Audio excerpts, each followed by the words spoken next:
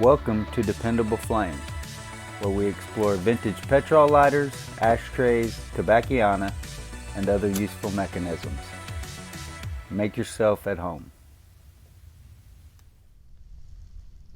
Today we have a made in USA flip top slipcase advertising lighter.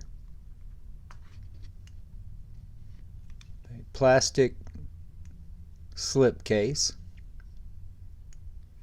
The lid, or maybe I should say the spring that holds the lid closed, is a little weak. So it holds it in the up position just fine, but when it closes it may snap down, but there's a little bit of play there in that spring. Might allow some fuel to evaporate a little quicker if you were going to use this lighter. Obviously, if you were just going to display it in your collection, then it would not affect anything at all.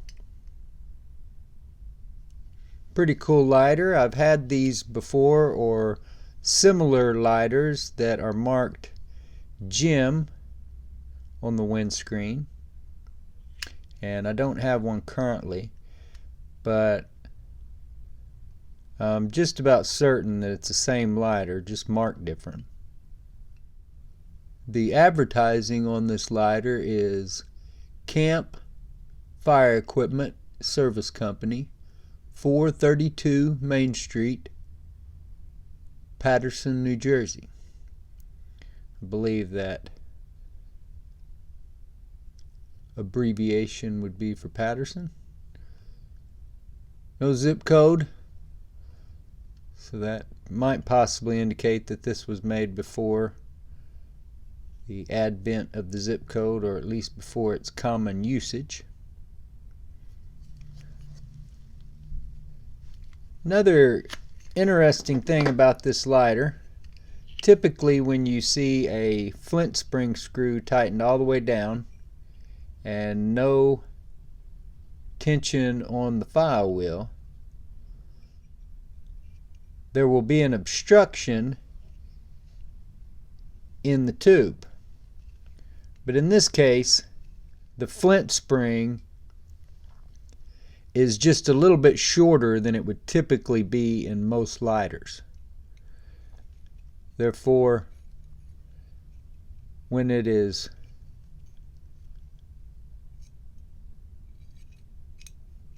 inserted,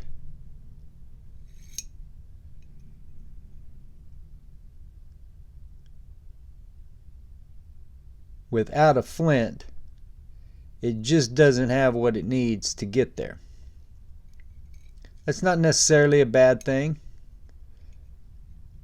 as long as there's still enough tension provided on that flint wheel or the file wheel as the flint is worn down.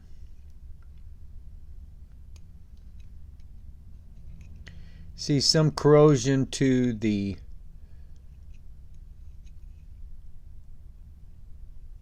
flint spring screw. Looks like a solid foam fuel cell with the original wick. Some corrosion, rust, contamination to the felt pad.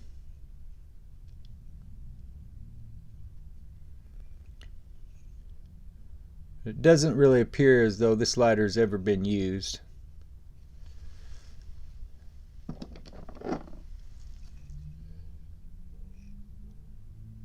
You can see the small gap between the file wheel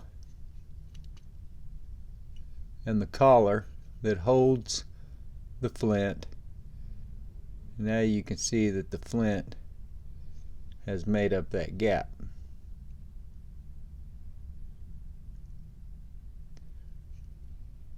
One of the red tinted flints from our friend Robert Hollingsworth.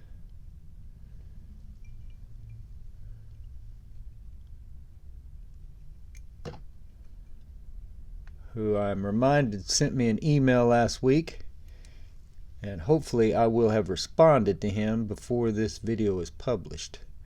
If not, Robert, please accept my apologies and I will get back with you soon.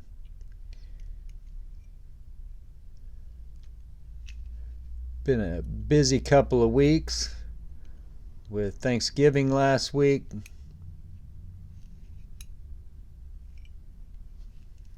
Plenty of stuff going on with family.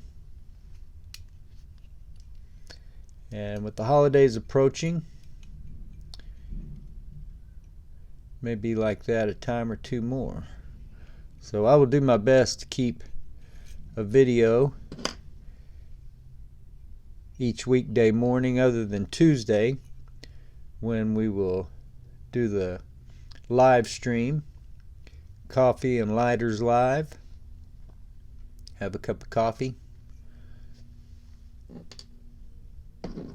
talk about lighters, talked about all kinds of subjects last week, but we'll talk about whatever you guys want to discuss.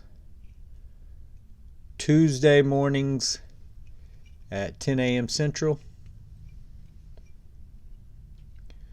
So this lighter will be sold as new with the noted blemishes, contamination to the wadding, corrosion, rust,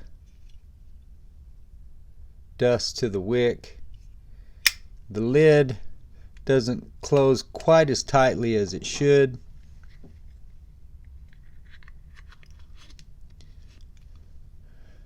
I'm not sure if there's any damage to any of the printing. You can read it all fine, but there could be some scuffs, scratches, or other blemishes to the finish of the plastic case, and also scratches, dings, maybe a small dent or two on the lid. Appears to still have most of its plating.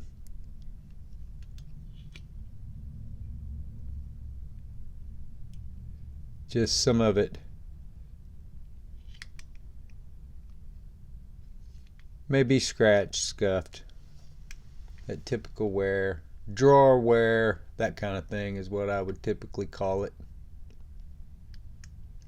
Not a perfect lighter, but I do believe it is a new lighter that even with the weak spring holding the lid closed, I think would function well or display nicely in your collection if you are maybe working the fire equipment industry or fireman.